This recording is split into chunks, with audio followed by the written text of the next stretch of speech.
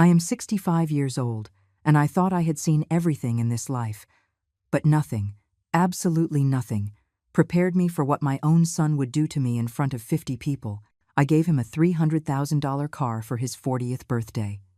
An imported SUV, black, as shiny as a mirror. He raised his champagne flute, looked me straight in the eye, and said, "A toast to the idiotic mother who tries to buy love like you buy bread at the bakery." The guests erupted in laughter. I remained standing with the keys still in my hand. I smiled, stood up, walked to the door, and left. But what I did next, Julian will remember until the last day of his miserable life. Let me tell you how I got to that moment. Because I was not naive, I was not a fool, I was a mother, and that was my biggest mistake. My name is Clara. I was widowed at 30 years old with a 3-month-old baby in my arms. My husband died in a car accident 2 weeks after Julian was born. There was no insurance. There was no inheritance. Only debt. And a child to feed. So I sewed. I sewed at night on my old machine while Julian slept. I sewed wedding dresses, school uniforms, party outfits. My fingers would bleed sometimes. But it did not matter, because my son would eat. My son would study. My son would have everything I never had. And I succeeded. At 40 years old, I started my own apparel company. Small at first, then it grew. I hired 10 women, then 20. By the time I was 50, my company was producing clothes for 3 major retail chains. I did not become a millionaire, but we never went without. Julian went to a private school, then to a university. He graduated from law school with honors. I was in the front row on his graduation day, crying like an idiot, in my beige dress that I had sewn the night before because I did not have time to buy a new one. I thought it would all be worth it. I thought my sacrifice meant something to him. But then he met Victoria. She came from old money. From one of those families with important last names and properties in 3 countries. The first time he introduced me to her parents, Victoria's father asked me what I did for a living. "I own a garment company," I said with pride. He barely smiled. "Ah, what a noble trade," he said, as if he were talking about cleaning toilets. Victoria looked me up and down. My clothes were good, but they did not have a designer label. My shoes were comfortable, not elegant. My purse was practical, not a brand name. I was living proof that Julian came from nothing, and to her, that was unforgivable. After the wedding, my son began to change. He no longer visited me on Sundays. He canceled lunches. He always had an excuse: work, a trip, a social engagement. When I saw him at family gatherings, he treated me with a cold politeness that hurt more than any insult. He would introduce me as my mother, and then quickly change the subject. As if my existence were an inconvenient formality, Victoria did not even pretend. She would greet me with 2 kisses in the air, and then ignore me completely. I tried to get closer. I brought food that Julian loved as a child. Gifts for birthdays, calls to see how he was. Silence, always silence. But I kept trying, because he was my son, my only son. The boy I rocked all night when he had a fever. The teenager I supported when he failed math. The young man I hugged when his first love left him. I thought that somewhere, inside that man in the expensive suit and cold manners, my Julian still existed. The little boy who told me, "I love you, Mom," before going to sleep. How stupid I was. When I turned 60, I sold the company. They gave me a good price, almost $2 million. I could have traveled, bought a house on the coast, enjoyed my old age. But no, I saved that money thinking of Julian, of his future, of my grandchildren, if I ever had any. I thought, when I am gone, he will understand everything I did for him. How pathetic that sounds now. Last month, Victoria called me. It was the first time in 2 years I had received a call from that house. "Clara, we're throwing a surprise party for Julian. He's turning 40. It would be lovely if you came." Her voice was sweet. Too sweet. I should have been suspicious, but I was so hungry for attention, so desperate to be included, that I said yes immediately. "Can I bring anything?" I asked. "Don't you worry," she said. "Just your presence is enough." Liar. I did not want to arrive empty-handed. Julian had always loved cars. As a child, he collected scale models. As a teenager, he memorized brands and specifications. His dream was to own an imported SUV. I remember because he told me 1,000 times. So I thought, this is my chance. I will give him something he truly wants, something that will show him how much I love him. I went to the dealership. I chose the most beautiful SUV I saw. Black, powerful, perfect. $300,000, almost half of my savings. But it was for my son. It was worth every penny. The day of the party, I got ready carefully. I wore a cream-colored dress I had bought, especially for the occasion. I put on makeup. I did my hair. I wanted to look good. I wanted Julian to be proud of his mother for once. I arrived at the house with the keys in a velvet case. My heart was beating so hard I thought everyone could hear it. The party was in the backyard. Lights hanging from the trees. Waiters with trays. Elegant guests. Soft music. Everything perfect. Everything expensive. I did not fit in there, and I knew it. But I was the mother of the birthday boy. I had a right to be there. Victoria saw me arrive and smiled. That smile should have warned me. But I was excited. "Clara, so good of you to come," she said loudly. Everyone turned. "Julian, look who's here." My son approached. He gave me a kiss on the cheek. Cold, quick, the way you would kiss a stranger. "Hi, Mom," he said. "Happy birthday, my love," I replied. My voice trembled with emotion. I took out the case. "I have something for you." He looked at the case. Then he looked at me. Something flashed in his eyes. It was not gratitude. It was contempt. He opened the case. The keys glittered under the garden lights. "It's an SUV," I said. "The one you always wanted. It's outside." The guests murmured, impressed. Julian took the keys. He held them up, and then he picked up his champagne flute. "Attention, everyone," he said. His voice was firm. "I'd like to make a toast." Everyone fell silent. They raised their glasses. I smiled. I thought he was going to thank me. I thought I would finally have a moment of recognition, of affection. "A toast," Julian repeated, looking straight at me, "to the idiotic mother who tries to buy love like you buy bread at the bakery." Silence. 2 seconds of absolute silence. Then the laughter. First one, then another, then all at once. 50 people laughing. Victoria covered her mouth, but her eyes shone with satisfaction. Julian's friends clinked their glasses. "It's true," someone shouted. "You can't buy love." More laughter. More mockery. I just stood there, still smiling, because my face did not know how to react. Something inside me broke in that instant. It was not my heart. It was something deeper, more ancient. It was the last shred of hope that my son loved me. My hands started to shake. My eyes filled with tears, but I would not let them fall. I would not give them that satisfaction. I lifted my chin. I clutched my purse. I walked toward the exit. No one stopped me. No one said a word. I only heard more laughter behind me. I got to my car. I closed the door.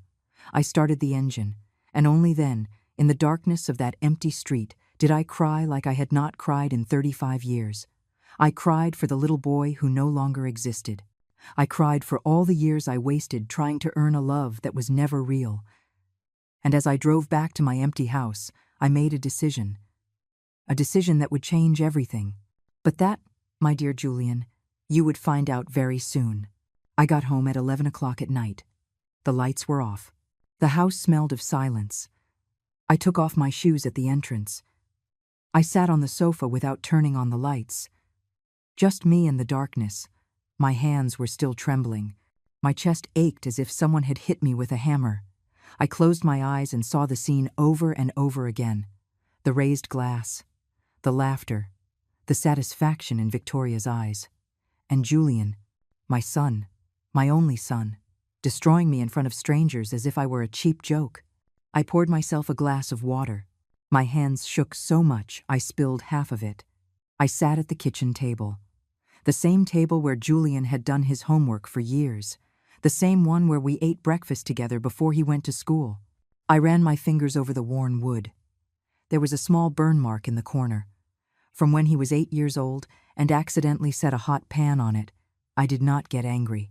I just hugged him and told him that accidents happen, that the important thing was that he was okay. How many times had I protected him? How many times had I put his happiness before my own? When he was 15 and failed a major exam, I went to speak with the teacher. I begged him to give Julian another chance. The teacher agreed, but on one condition. I had to donate uniforms for the low-income children at the school. I sewed 30 uniforms in 2 weeks. 30, for free. My fingers bled from the effort. But Julian passed. And that was all that mattered. When he turned 18 and wanted to go to the most expensive private law school in the city, I sold my car. I took a second job. I sewed during the day in my workshop and did alterations at people's homes at night. I slept 4 hours a day. I lost so much weight my friends thought I was sick. But I paid for every semester, every book, every supply he needed.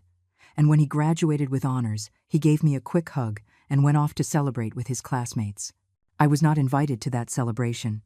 "It's a young people thing, Mom," he told me. "You understand, right?" Of course I understood. I always understood. Now, sitting in that empty kitchen, I wondered when it all began. When my son had stopped seeing me as his mother and started seeing me as an embarrassment. Maybe it was when he went to college and met classmates who came from wealthy families. Families with important last names and houses in the best neighborhoods. He never brought anyone to our house. He always met at other people's homes. "It's more comfortable, Mom," he would say. "They have more space." Our house had 3 bedrooms, a small yard, old but clean furniture. It was not a palace, but it was our home, or at least I thought it was. Then he met Victoria.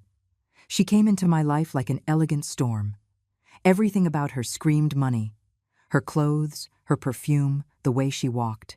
The first time she came to our house, she barely sat down. She looked at the sofa as if it might give her a disease. "How cozy," she said with a smile that did not reach her eyes. Julian was nervous. I saw it in the way he fidgeted with his hands, in how he avoided my gaze. I cooked a meal, my best recipe, the roast chicken he had loved as a child. Victoria ate 3 bites. "It's interesting," she said. "I don't usually eat carbs at night." Julian did not eat much either. He just pushed the food around on his plate. That night I understood I had lost my son. That Victoria was not just his girlfriend. She was his escape route to a world where I had no place. The wedding was 6 months later. A large ceremony in a private garden. 200 guests. I knew almost no one. I sat in the second row because the first was for Victoria's family. During the ceremony, I looked at my son. He looked at his bride as if she were a prize he had won. He did not look at me once. At the reception, they sat me at a table in the back, with distant cousins I had not seen in years.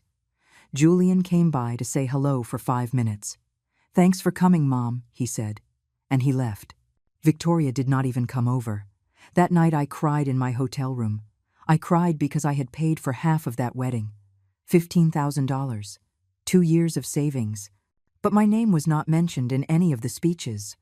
No one thanked me. No one mentioned that without me, Julian would not be where he was. I was invisible, and the worst part is, I was starting to get used to it. After the wedding, the visits became rarer. Julian would call once a month. 5-minute conversations. "How are you, Mom?" "Fine, honey." "And you?" "Busy with work."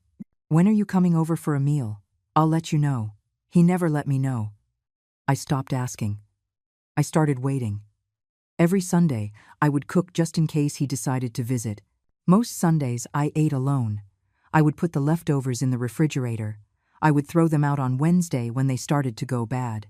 And the next Sunday, I would cook again. Because you never knew. Maybe this Sunday he would come. I turned 60, and he did not come. He sent flowers with a card. "Happy birthday, Mom. We love you. We love you." Plural. As if Victoria had anything to do with that message. The flowers were beautiful. Peach-colored roses. I put them in a vase. I looked at them for a week until they wilted. Then I threw them out and cried, because my son had not come. He had not even called. It was Grace who visited me that day. my lifelong friend. We met when we were 20. She studied psychology, and I was just starting with my sewing. We grew apart when she moved to another city for work, but she came back when she retired. That afternoon of my birthday, she knocked on my door with a cake. "You're not turning 60 alone," she said. We ate cake. We drank coffee. We talked about everything except Julian. But she knew. She always knew.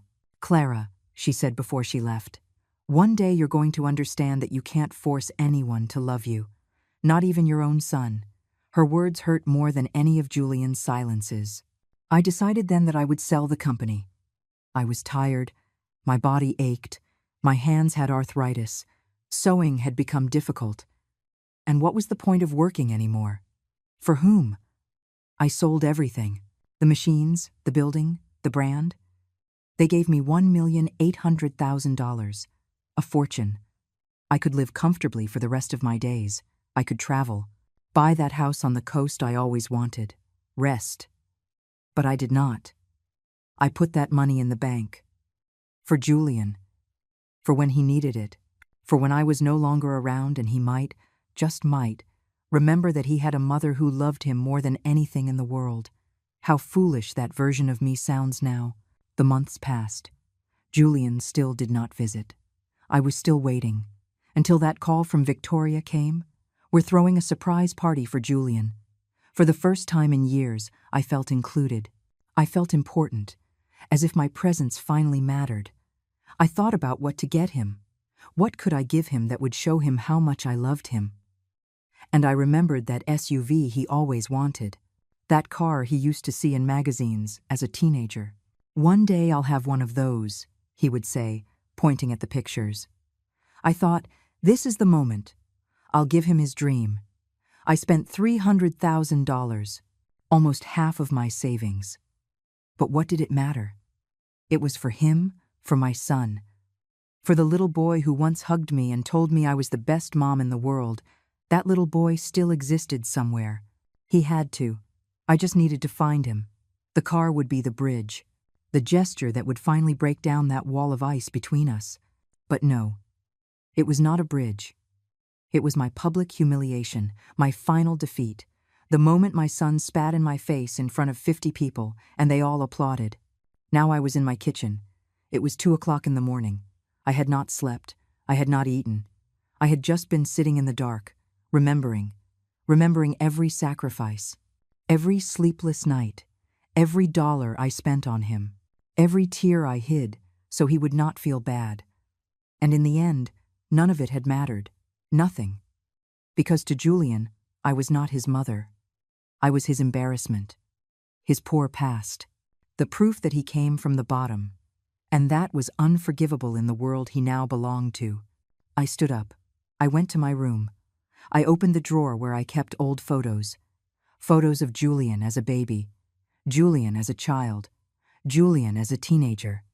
In all of them, I was by his side, smiling, hugging him, looking at him with that infinite love only a mother can have.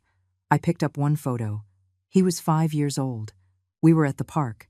I had bought him an ice cream, and he was hugging me happily. "You're the best mom in the world," he had said that day. I remembered it perfectly. I looked at that photo for a long time. Then I put it away, because that little boy no longer existed, and I needed to accept that. I sat on the bed. I took a deep breath. And for the first time in 35 years, I felt something different. Not pain, not sadness, rage, pure, clear rage, against Julian, against Victoria, against myself for having been so stupid, for having allowed them to treat me like this, for having begged for love for years. I picked up my phone. It was 4 o'clock in the morning. I looked up my lawyer's number. I wrote him a message. "Edward, I need to see you first thing tomorrow. It's urgent." I turned off the phone. I lay down, and for the first time in months, I slept soundly, because I had made a decision that would change everything. Julian wanted to humiliate me. He wanted to laugh at me. Perfect. But that laugh would cost him more dearly than he could ever imagine. I woke up at 6 o'clock in the morning. No alarm had gone off. My body simply knew it was time to get up. I showered. I dressed in black pants and an ivory blouse. I pulled my hair back. I put on my makeup carefully. I needed to look strong. I needed to feel strong. Because what I was about to do required absolute clarity. I made coffee. I sat at the table, the same place where I had cried all night. But now there were no tears. Only determination, cold as ice. At 8 o'clock sharp, my phone rang. It was Edward, my lawyer. "Clara, I got your message. Are you okay? You sound urgent." His voice held genuine concern. Edward had helped me with the sale of the company. He was a serious, professional, trustworthy man. "I need to see you today," I said. "It's important." There was a pause. "I can see you at 10. Does that work?" "Perfect," I replied. I hung up. I grabbed my purse. I left the house. I drove to his office. The traffic was heavy, but I did not mind. I had time. I had all the clarity in the world. I arrived 15 minutes early. I sat in the waiting room. There were magazines on the table, but I did not touch them. I just looked out the window. The sky was gray. It looked like it was going to rain. How appropriate, I thought. Edward came out to greet me personally. "Come in, Clara." He led me to his office. He closed the door. I sat across from his desk. He took his seat and looked at me attentively. "What do you need?" I took a deep breath. "I want to change my will." Edward nodded. "Of course. What changes do you want to make?" "I want to disinherit my son." Silence. Edward stared at me. "Clara, that's a very serious decision. Are you sure?" "Completely sure," I answered without blinking. "I want Julian to receive absolutely nothing from my estate. Nothing." Edward leaned back in his chair. "May I ask what happened?" I told him everything. The party, the gift, the humiliation, the laughter, everything. As I spoke, my voice did not tremble once. Edward listened in silence. When I finished, he sighed. "I'm so sorry, Clara. No one deserves that, especially not from their own child." "Then do it," I said. "Revoke everything. Let him inherit nothing." Edward picked up a pen. "All right. Who do you want to designate as your beneficiary?" I had not thought about it until that moment. I looked out the window. I thought about all those years of work, all those nights sewing, all that money I had saved for someone who did not value me. "I want to donate 40% to the Hope Foundation." Edward looked up. "The Foundation for Orphaned Children." "Yes," I said, "children who don't have a mother. Maybe they will appreciate what a mother would do for them. Because my son clearly doesn't." Edward wrote it down. "And the rest?" "I want to use part of it to buy myself a house on the coast, small, quiet, far from here." Edward kept writing. "How much are you thinking?" $200,000. "I'll look for something simple." He nodded. "And the rest of the estate?" "Set up a trust for me, for my expenses, to live quietly for the rest of my life. And when I die, whatever is left goes to the foundation as well." Edward finished writing. He looked at me. "Clara, this means Julian is completely cut out. Legally, he won't be able to claim a thing." "That's exactly what I want," I said. "I need you to draft everything today, and I want to sign it tomorrow." Edward frowned. "So quickly?" "Yes. Before he tries to contact me, before he comes with excuses or fake apologies. I need to do it now, while I have the strength." Edward studied my face. He was looking for doubt, I suppose. Regret. He found none. "All right," he said finally. "I'll draft everything today. You can come in first thing tomorrow to sign." I stood up. I shook his hand. "Thank you, Edward." He squeezed my hand warmly. "Clara, I know this hurts, but I think you're doing the right thing. No one has the right to treat you like that. Not even your son." I nodded. I walked out of his office with my head held high. I got in my car. I started it, and for the first time in days, I felt something like relief. It was not happiness, it was not peace, but it was the first step toward my freedom. I drove aimlessly for a while. I did not want to go home yet. The house felt too empty, too full of memories of a son who no longer existed. I drove down Main Street. I saw shops, restaurants, people walking, normal life, people with their normal problems. I envied that normality. I stopped in front of a coffee shop. I went in. I ordered a coffee and a slice of chocolate cake. I sat by the window. I ate slowly. The cake was good, sweet, comforting. It had been years since I had bought myself cake. I was always on a diet or saving money or thinking about other things. But today, I deserved it. A woman sat at the table next to me. She was about my age, maybe a little older. She was alone, too, reading a book. She looked calm, at peace. I wondered if she had children, if her children called her, if they visited her, or if she was alone like me, too. I wanted to ask her. I wanted to talk to someone, but I did not. I finished my coffee. I paid. I left. I walked down the street. There was a bookstore. I went in. It smelled like new paper. I liked that smell. I walked through the aisles. I picked up a book at random. It was about women who had changed their lives after 60. I smiled ironically. How timely. I bought the book. I also bought a mystery novel, something to distract my mind. I left the bookstore feeling strangely good, as if I were doing things for myself for the first time in decades. I got home at noon. There were 3 missed calls, all from Julian. There were no voicemails, just calls. I deleted the notifications. I had nothing to say to him. Not now. Maybe never. I made lunch. Salad and grilled chicken. I ate in the yard. It was a nice day despite the clouds. The birds were singing. There was a gentle breeze. I realized it had been years since I had eaten in the yard. I always ate inside in front of the television or in the kitchen reading the newspaper. But out here it was different. It was quiet, peaceful. After eating, I lay down in the hammock. I closed my eyes. I listened to the sounds of the neighborhood. Dogs barking, children playing, cars passing. Life, simple and ordinary. I fell asleep. When I woke up, it was 4 o'clock in the afternoon. I had slept for 3 hours. I could not remember the last time I had taken a nap. I felt rested, relaxed. I went inside the house. I checked my phone. 5 more calls from Julian. A text message. Mom, I need to talk to you. It's important. I deleted the message. I called a real estate agency. Good afternoon. I'd like to see some houses on the coast. Something small, quiet. The woman on the other end sounded enthusiastic.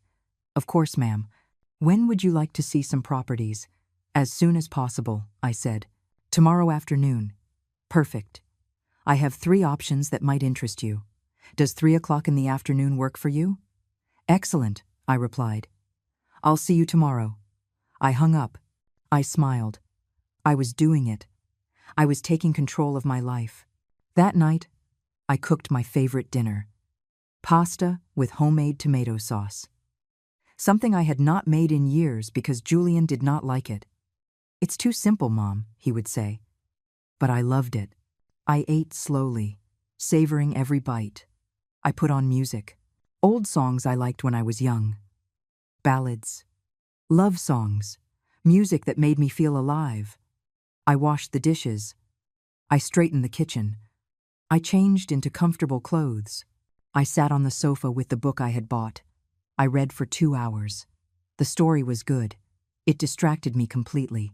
At 10 o'clock at night, the doorbell rang. I tensed up. I looked through the window. It was Julian. He was standing on my doorstep, alone, without Victoria. He rang the bell again. Mom, I know you're in there. Please open up. His voice sounded different, less arrogant, almost pleading. I did not move. I stayed on the sofa in silence. Mom, I need to talk to you. About what happened. He kept ringing. 5 minutes. 10. 15. Finally, he left. I remained sitting in the dark. My heart was beating fast. But not from fear. From power. For the first time in my life, I was in control.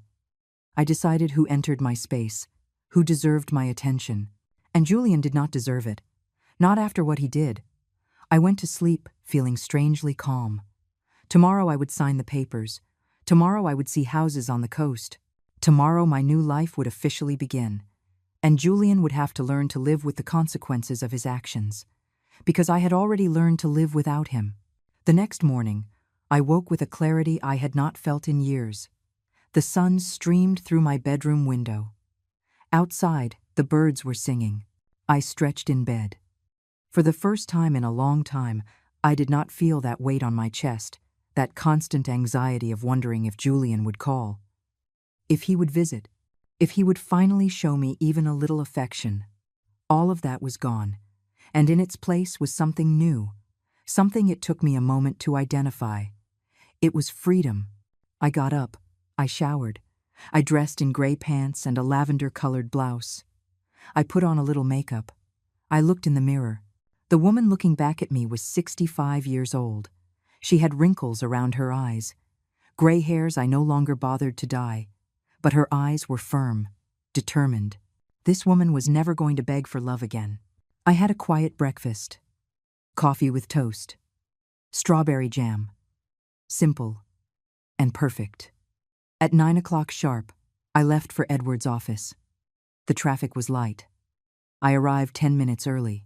Edward was waiting for me with the documents ready. "Good morning, Clara." I sat down. He placed the papers in front of me. "Here is everything." I reviewed every clause. "Julian is completely excluded from your will. 40% of your estate goes to the Hope Foundation. The rest is in a trust for you. Whatever is left after your death also goes to the foundation." I read each page carefully. "Everything was perfect. Are you absolutely sure?" Edward looked at me seriously. "Once you sign, this is final." I picked up the pen. I have never been more sure of anything in my life. I signed. Every sheet, every initial, every signature was a release. It was closing a door that had been open for 35 years. A door through which only pain had entered. Edward signed as well. He called his secretary. She came in and signed as a witness. "Done," Edward said. "It's official." I stood up. I put my copy of the documents in my purse. "Thank you, Edward, for everything." He came around the desk and gave me a fatherly hug. "Take care of yourself, Clara. And remember, this doesn't make you a bad mother. This makes you a woman who respects herself." His words touched me deeply. I nodded, unable to speak. I walked out of his office with my head held high. I got into my car. I put my hands on the steering wheel. I took a deep breath. It was done. There was no going back. I drove to a small restaurant I liked. I ordered lunch. Vegetable soup and grilled fish. I ate slowly while reading the news on my phone. There were 6 missed calls from Julian. 3 messages. I did not open them. I paid my bill. At 2:30, I headed for the coast. The real estate agent had given me the address of the first house. I drove for an hour. The coastal highway was beautiful. The sea on one side, mountains on the other. I rolled down the window. The air smelled of salt, of freedom. I arrived in the coastal town at 3 o'clock sharp. It was small, quiet, colorful houses, narrow streets, people walking without a hurry. I liked it immediately. The agent was waiting for me at the edge of town. She was a woman in her 40s, a kind smile. "Clara?" "Yes, that's me." We shook hands. "I'm Sarah. I have 3 properties to show you. Ready?" "Completely ready," I replied. The first house was too close to the highway, noisy. I dismissed it immediately. The second was nice, but too big. 2 floors, 4 bedrooms, too much space for me alone, too much upkeep. "And the third?" I asked. Sarah smiled. "That one's my favorite. Follow me." We drove for 3 more minutes. We stopped in front of a small cream-colored house. It had a front garden with wildflowers, a wooden porch, large windows. I could hear the sea in the distance. "It's perfect," I said before even going inside. Sarah laughed. "Wait until you see the inside." She opened the door. We went in. The living room was small but bright. Hardwood floors, white walls, a stone fireplace. The kitchen was compact but functional. 2 bedrooms, 1 full bathroom. Everything was clean, simple, cozy. I walked to the back porch, and there it was, the sea, 50 yards away. The sound of the waves was clear and constant. I closed my eyes. I took a deep breath. "How much?" I asked. Sarah consulted her folder. $180,000. It was perfect. Within my budget. "I'll take it," I said without a second thought. Sarah blinked in surprise. "Don't you want to think about it? See other options?" "No," I replied firmly. "This is it. I want to buy it." Sarah smiled broadly. "Then let's start the paperwork. You can make a down payment this week." "I can give you half tomorrow," I said. "Perfect. Give me 2 days to get everything ready. Does that sound good?" "It sounds excellent." We returned to the town. We sat in a coffee shop. Sarah took out documents. She explained the process. I nodded but was barely listening. I was looking out the window toward the sea. I was buying a house for me. Not to impress anyone. Not so Julian would have a place to stay when he visited. Just for me. To rest. To live. To be happy. I signed the preliminary documents. Sarah gave me her card. "I'll call you in 2 days with everything ready." We said goodbye. I walked through the town before heading back. There was a bakery that smelled of freshly baked bread. I went in. I bought pastries and cookies. There was a small bookstore. I bought 2 more books. There was a home decor shop. I bought scented candles and a green ceramic vase. I carried my bags to the car feeling strangely excited, like a child with new toys. I could not remember the last time I had bought things just because I liked them. Without thinking if Julian would approve, without worrying about saving for him. I drove back to the city as evening fell. The sky was painted orange and pink. Beautiful. I arrived home at 7 o'clock in the evening. There was a car parked in front of my house. I recognized the SUV, the $300,000 SUV. Julian was sitting on my front steps. He stood up when he saw me arrive. "Mom, finally." His voice was urgent, almost desperate. I got out of the car with my bags. I ignored him completely. I walked toward the door. "Mom, wait. I need to talk to you." I kept walking. I took out my keys. "Mom, please, just 5 minutes." I opened the door. I stepped inside. He put his foot in the door before I could close it. "Mom, I'm sorry. I'm so sorry. What I said was horrible. I was drunk. I wasn't thinking." I turned around. I looked him directly in the eyes. "Get your foot out of my door." My voice was pure ice. He blinked, surprised. "Mom, Get your foot out. Now." Julian slowly removed his foot. "Can we talk like adults? Just give me a chance to explain." I held the door partially open. "There's nothing to explain. You said exactly what you thought. In front of 50 people. You said it with clarity, with intention. The only thing I regret is taking so long to understand who you really are." His eyes widened. "I'm not that person. I was angry. Victoria had told me." "I'm not interested in what Victoria told you," I interrupted. "You're a 40-year-old man, responsible for your words, responsible for your actions." "Mom, I was an idiot. I accept that. But I'm your son. Your only son." I stared at him. I had a son. His name was Julian. That boy loved me. He respected me. He valued me. That boy died many years ago. The man standing in front of me is a stranger who uses my blood as an excuse to mistreat me. Julian took a step back as if I had slapped him. "Don't say that. I'm still me. I'm still your son." "No," I said, my voice firm. "My son would not have humiliated me like that. My son would not have used me as a joke to entertain his friends. It was a mistake, a stupid mistake. Let me make it up to you." I laughed without humor. "Make it up? How, Julian? With flowers? With empty apologies? Waiting for me to forget so you can treat me like trash again? It won't happen again. I swear." I studied him in silence. I saw a desperate man. But not for love, for something else, for fear, for need. "Why did you really come here?" I asked. "Because you're my mother and I love you," he answered quickly. Too quickly, Lies, I said. You came because someone told you something. Because you need something. Julian looked down. There it was. The truth. I need you to sign some papers. For a business deal.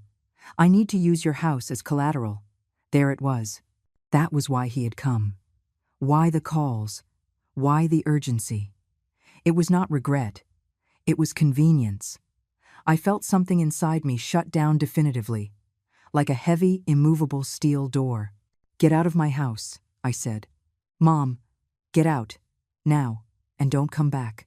But if you're not gone in 10 seconds, I'm calling the police. Julian looked at me in disbelief. He expected me to give in, to forgive him like I always did. But this time, there was no forgiveness. There were no tears. There was no weakness. Only a 65-year-old woman who had finally learned to say no. He finally turned around. He walked toward his car. He stopped halfway. You're going to regret this, he shouted. I did not answer. I simply closed the door and locked it. I turned off the front lights. I walked to the kitchen. I poured myself a glass of water. My hands were not shaking. My heart was beating calmly. Outside, I heard the SUV's engine drive away. I sat on the sofa. I looked at my shopping bags, pastries, books, candles, little things that made me happy. I smiled. For the first time in decades, I smiled without forcing it, without pretending, without expecting anything in return. Julian was gone. And I was okay. More than okay. I was free. That night I slept soundly, without nightmares, without being startled, without that constant weight on my chest that had accompanied me for years. I woke up at 7 o'clock in the morning with the sun streaming through the window. I stayed in bed for a few more minutes, listening to the silence of the house. Before, that silence scared me. It reminded me of my loneliness. Now it was different. It was peace. I got up feeling rested. I made coffee. I had breakfast in the garden. Toast with jam, fresh fruit. The morning air was cool and pleasant. I called Grace. My friend answered on the third ring. Clara, good morning. How are you? Her voice sounded cheerful. Good, I replied. And it was true. Do you have time for a coffee? I need to tell you something. Grace laughed. I always have time for you. Where should we meet? Remember that coffee shop near the park? The one with the delicious cakes. I'll be there in an hour. I hung up, smiling. It had been so long since I had felt like this. Light, free of burdens. I got ready carefully. I put on a loose, sand-colored dress. I let my hair down, a little makeup, simple earrings. I looked in the mirror. The woman looking back at me looked different. Not younger, but more alive. I drove to the coffee shop. Grace was already there, sitting at a table by the window. She saw me arrive and smiled broadly. We hugged.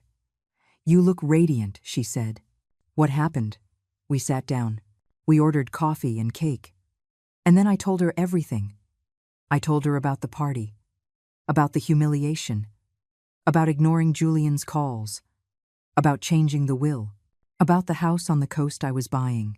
Grace listened in silence. Her eyes filled with tears when I described what Julian had said to me in front of everyone. That boy has no idea what he's lost, she said finally. Clara, you did the right thing. You spent years giving him everything and getting nothing in return. That's not love. That's abuse. Her words hit me hard. Abuse. I had never seen it that way. But she was right. I feel strange, I admitted. On one hand, I feel free. On the other, I feel guilty, as if I've abandoned my son. Grace took my hand across the table. Clara, listen to me carefully. You didn't abandon anyone. He abandoned you years ago, emotionally. He turned you into his personal bank, into his public embarrassment. You simply stopped allowing it. That's not abandonment. That's self-respect.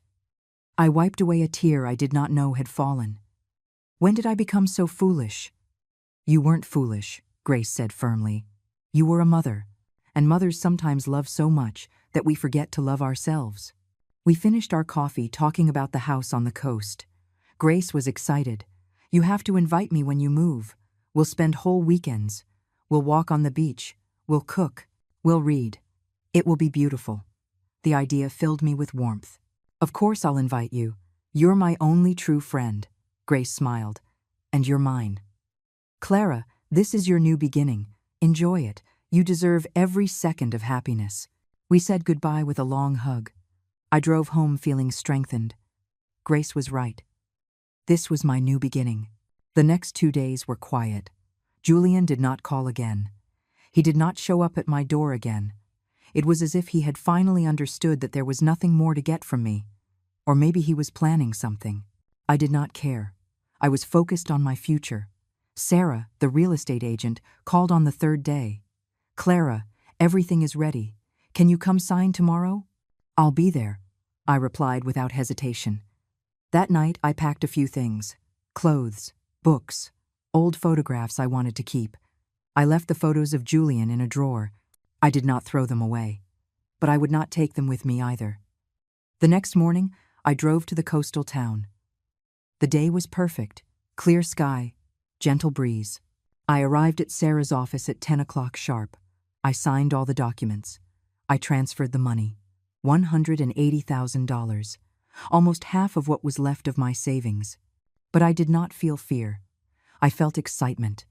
Congratulations, Clara, Sarah said, handing me the keys. The house is yours. I took the keys with trembling hands, not from nerves, from pure happiness.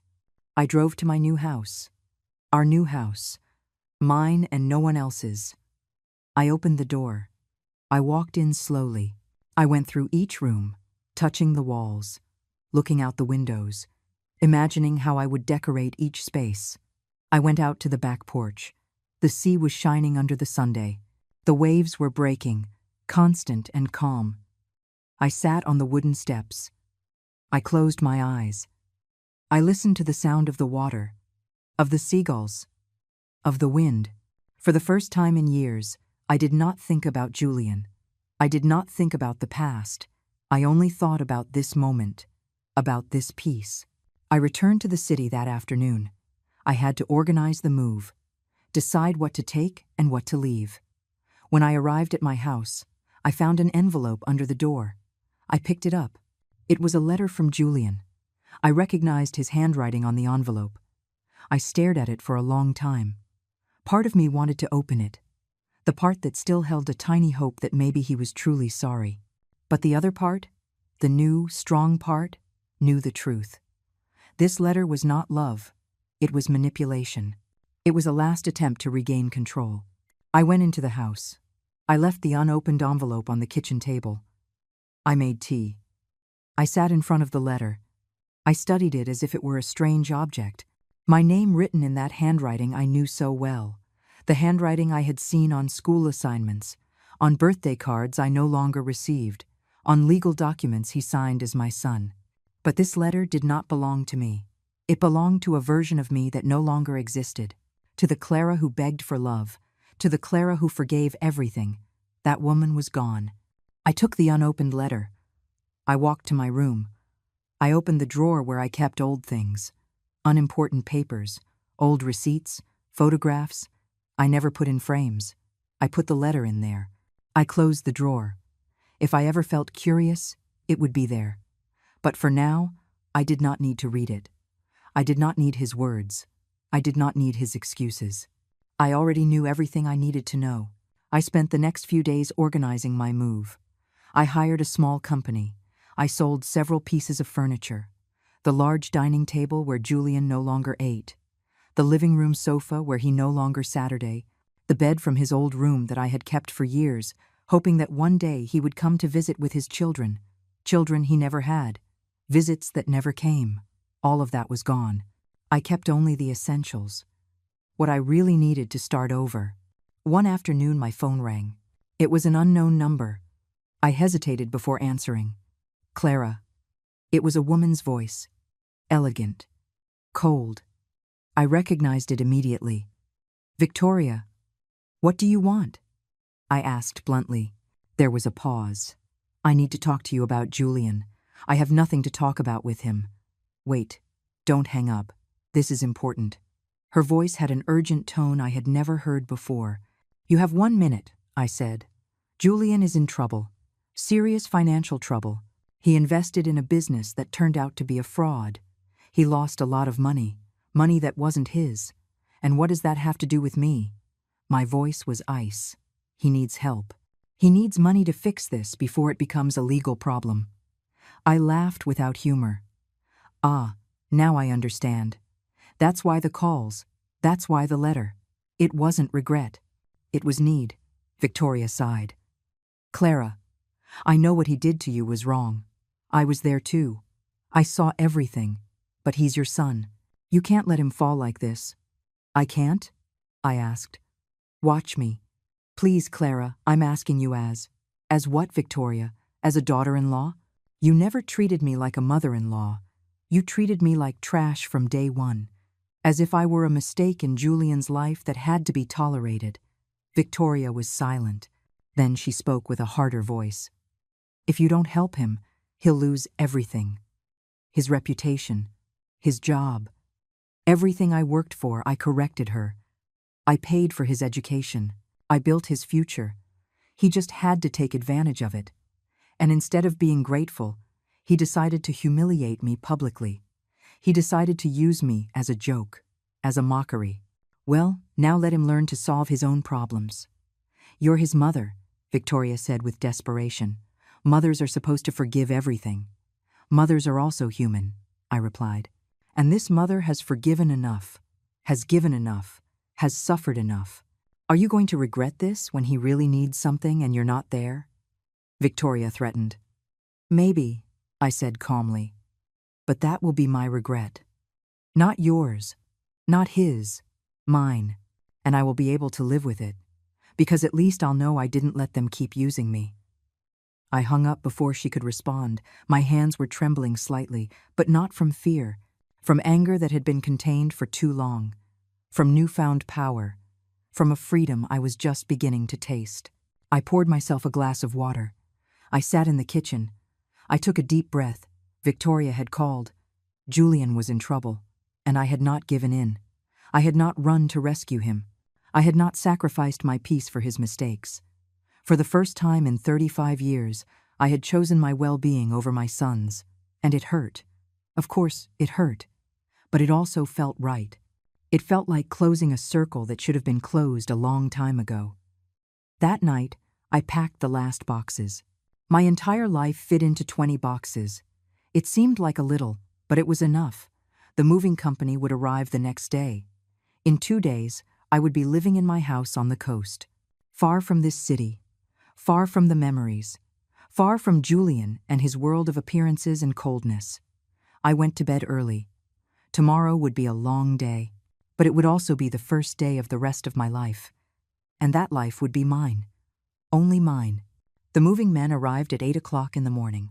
There were 3 of them. Efficient workers who loaded my 20 boxes in less than 2 hours. They looked around the house with curiosity, probably wondering why someone would leave a large house for a smaller one. I did not give them any explanations. I owed them none. I supervised as they loaded the furniture I had decided to take. My bed. The single armchair I liked. The small kitchen table. The floor lamp I had bought 20 years ago. Simple things.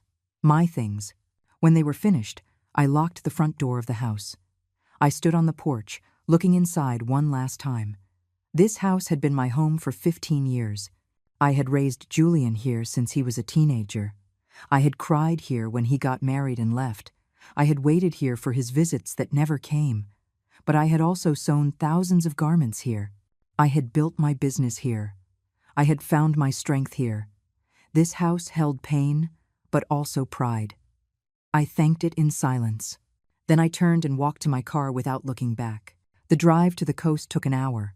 I drove slowly, unhurried, enjoying the scenery, the mountains, the trees, the infinite sky. The coastal highway appeared, and with it, the smell of the sea. I rolled down the window completely. I let the wind mess up my hair. I did not care. I felt alive. I arrived in town at 11. The moving truck was already parked in front of my house. The men were waiting, sitting on the curb eating sandwiches. I apologized for the delay. They smiled. "No problem, ma'am." We took a break. I opened the door to the house. They came in and started unloading. I showed them where to put everything. The bed in the master bedroom, which faced the backyard. The armchair in the living room, in front of the large window. The table in the small dining area. The boxes piled in the second room, which I would use as storage and a studio. In an hour, everything was inside. I paid them. I gave them a generous tip. They left, thanking me. And then I was alone. In my new house, in my new life. The silence was different here. It was not the heavy silence of loneliness. It was the quiet silence of peace. I walked barefoot through the house. I felt the wood floor under my feet. Cool, smooth. I opened all the windows. The sea breeze came in, filling every corner. I stood on the back porch. The sea was there, constant, eternal, indifferent to my problems. And that comforted me. The world kept spinning. The waves kept breaking. I kept breathing, and that was enough. I unpacked slowly, without rushing. First, the clothes. I filled the small closet with my dresses, my blouses, my pants, everything neat. Then the kitchen. Plates, glasses, pots, silverware. I put everything in its place. There was something therapeutic about organizing, about creating order where there had only been closed boxes. By mid-afternoon, the house was starting to look lived in, to feel like home. I made tea. I sat in my new armchair in front of the window. I looked at the sea in the distance. I smiled. I was home. The doorbell rang. It startled me. No one knew I was here. No one except Sarah and Grace. I approached the door cautiously. I looked through the side window. It was an older man, white hair, a green work shirt. He was holding a pot of flowers. I opened the door. "Yes?" The man smiled kindly. "Hello, neighbor. I'm Arthur. I live in the house next door. I saw you were moving in today. I wanted to welcome you." He held out the flower pot. Yellow roses. Beautiful. Oh, how thoughtful. "Thank you." I took the pot. "I don't want to bother you. I just wanted to introduce myself. If you need anything at all, I'm right next door." His voice was warm. "Sincere. That's very kind of you, Arthur. Well, I'll let you get some rest. Welcome to the neighborhood." He left with a smile. I closed the door. I looked at the roses. It had been years since someone had given me flowers without expecting anything in return, without ulterior motives. Just because. I placed the pot on the dining table. The roses brightened up the space. That night, I had something simple for dinner: canned soup and bread. I did not have the energy to cook. I washed my plate. I straightened the kitchen. I changed into my pajamas. I lay down in my new bed. The sheets smelled like lavender. I had bought new sheets especially for this new beginning. I got comfortable. I closed my eyes. I heard the distant sound of the waves, and I slept deeply. I woke to the sound of seagulls. It took me a few seconds to remember where I was. Then I smiled. I was in my house, at the beach, far from everything. I got up and opened the curtains. The sun was just beginning to rise. The sky was painted orange and pink. The sea was glittering peacefully. I put on a robe and went out barefoot onto the porch. The cool air hit my face. I took a deep breath. It smelled of salt, of freedom, of a new beginning. I stood there for several minutes, just being, just existing without thinking about anything or anyone. I made coffee. I drank it on the porch while watching the sunrise completely. The colors changed every minute. It was a spectacle I had seen in photographs but never in person. It was worth every penny I had paid for this house. I had fruit and toast for breakfast, simple and perfect. Afterwards, I showered and dressed in comfortable clothes, sand-colored linen pants, and a loose white blouse. I decided to explore the town. I needed to get to know my new home. I walked through the quiet streets. It was barely 9 o'clock in the morning. Some shops were opening their doors. Others still had their curtains drawn. I greeted a woman who was sweeping the entrance to her bakery. She returned the greeting with a smile. "You're new around here." "Yes, I just moved in." "Welcome." I'm Christina. If you need fresh bread, we're here every day. Thank you, Christina. I'll be back soon. I continued walking, feeling good. The people here were friendly, unpretentious. I found a small market. I went in. I needed to do some shopping. Vegetables, fruit, chicken, rice, eggs, milk, the basics. As I was filling my basket, a woman approached. She was probably in her 70s. Completely white hair tied up in a bun. "Excuse me, are you Clara?" I was surprised. "Yes, do we know each other?" She laughed. "No, but Arthur told me a new neighbor had arrived. This is a small town. News travels fast." She extended her hand. "I'm Eleanor. I live 3 houses down from Arthur." I shook her hand. "A pleasure to meet you. If you need recommendations on where to shop or anything, just let me know. The women in this town look out for each other." Her words moved me. "Thank you, Eleanor. I'll keep that in mind." I paid for my groceries and went home. I put everything away. I organized the refrigerator. I cleaned a little, even though the house was already clean. I needed to keep my hands busy, my mind calm. At noon, I made lunch. Salad with chicken. I ate on the porch, watching the sea. It was strange to be so calm. For years, I had lived in a state of constant anxiety, waiting for calls that never came, preparing meals that no one ate, holding on to stories that no one wanted to hear. Now I was not waiting for anything. And in that lack of expectation, I found peace. In the afternoon, I decided to walk on the beach. I put on sandals and went down the path that led straight to the sand. It was a small beach, quiet. There were few people, a young couple, a man with his dog, a family with children. No one paid me any attention. I liked that. I walked along the shore. The cold water touched my feet. The sand sank under my weight. I picked up a seashell. It was perfect, cream-colored with pink lines. I put it in my pocket. A small, worthless, but beautiful treasure. I walked for an hour. Aimlessly, unhurriedly, just feeling. When I got back home, I was tired but satisfied. I made tea. I sat in my armchair with one of the books I had bought. I read for 2 hours, lost in a story that was not mine, in problems that were not mine. It was liberating. When it got dark, I turned on the lights. I prepared a light dinner, soup and salad. I ate, looking out the window as the lights of the town turned on one by one. After dinner, my phone rang. It was Grace. "Clara, how is everything?" Her voice sounded cheerful. "Good. Very good, actually. Tell me everything. How's the house? Are you settled in?" I told her everything. The move, the town, Arthur, Eleanor, the beach. Grace listened, making excited comments. "You sound different," she said after a while. "Different how?"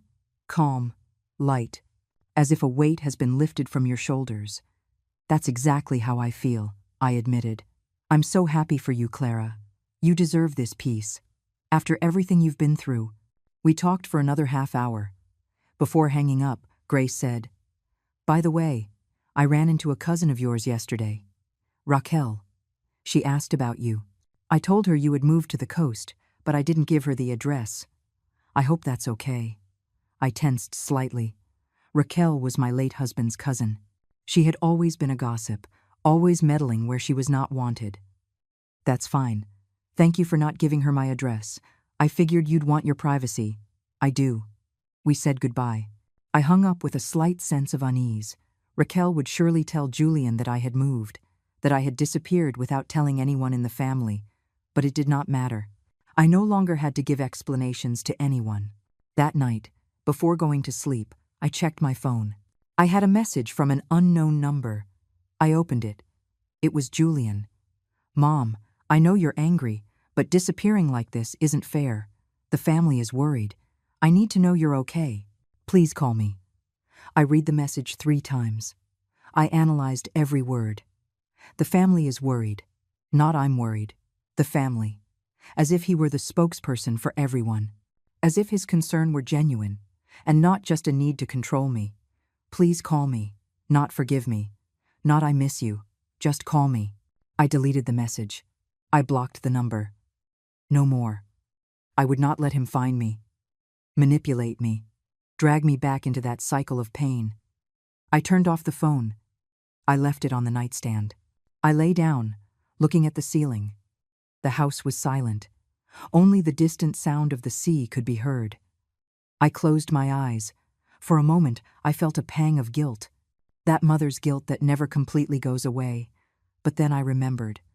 I remembered the humiliation, the laughter, the years of contempt, and the guilt dissolved. I turned over and got comfortable. Tomorrow would be another day. A day without Julian, without expectations, without pain. Just me and my new life. And that was more than enough. 2 weeks passed. 2 weeks of a simple and beautiful routine. I woke up with the Sunday I made coffee. I walked on the beach every morning. I bought fresh bread from Christina's bakery. I read on the porch. I cooked meals that I liked without worrying about anyone else. In the afternoons, I sometimes visited Eleanor. I would have tea in her garden while she told me stories about the town. Other times, Arthur would show up with vegetables from his garden. "I have too many tomatoes," he would say. "I don't want them to go bad." I would accept them gratefully. I would cook sauce. I would share it with him in containers that he returned clean. One morning, while walking on the beach, I saw a sign in the window of a small shop. Sewing instructor wanted. Free classes for community youth. I stopped. I read the sign several times. It had been years since I had sewn, but the hands never forget. I wrote down the phone number. That afternoon I called. A young woman answered. Esperanza Community Center. "Good morning." "Hello. I'm calling about the ad for the sewing instructor." "Oh, wonderful. Do you have experience?" "I owned a textile factory for 20 years. There was a surprised pause. "Then you have a lot of experience.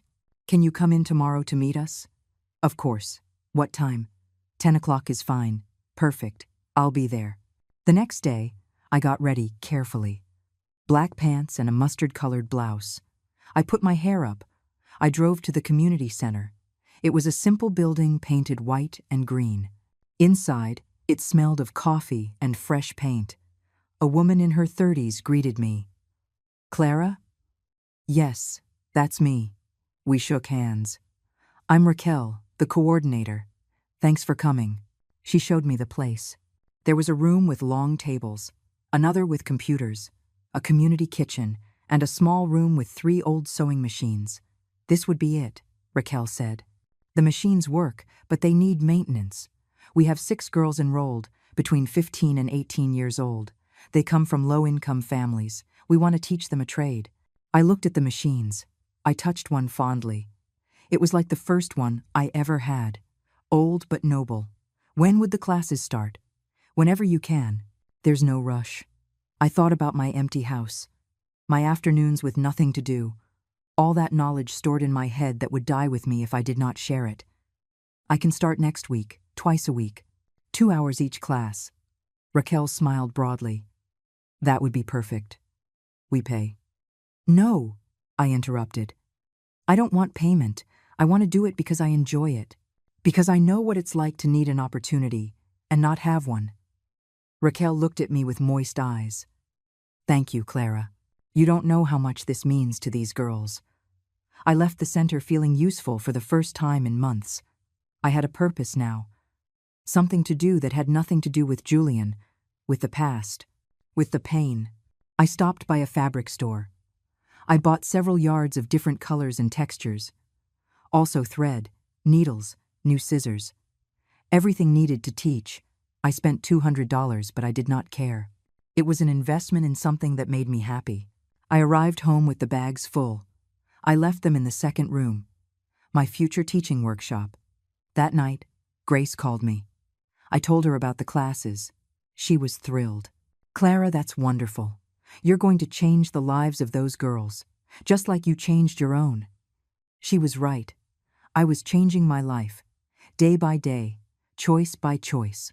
I was no longer the woman who begged for love. I was the woman who gave love to herself and shared that love with others who deserved it. We talked for a long time.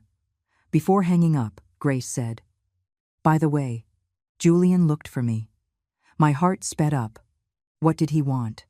Your address. I told him I didn't have it. He got angry. Said you were his mother, and he had a right to know where you were. I told him rights are earned with respect. He hung up furiously. I smiled sadly. Thank you for not telling him anything. I never would. Clara, he doesn't deserve to find you. Not until he understands what he's lost. We hung up. I sat on the sofa, thinking. Julian was looking for me. But not out of love. He still needed something from me. Money, probably. It was always money. I wondered if he would ever understand. If he would ever look back and see everything I gave him. Everything I sacrificed. And if that day came, if it would be too late, probably, and he would have to live with that. Just as I lived with my decision to let him go, the following week, I started the classes. The 6 girls arrived on time. Shy. Curious, I introduced myself. I'm Clara. I'm going to teach you how to sew.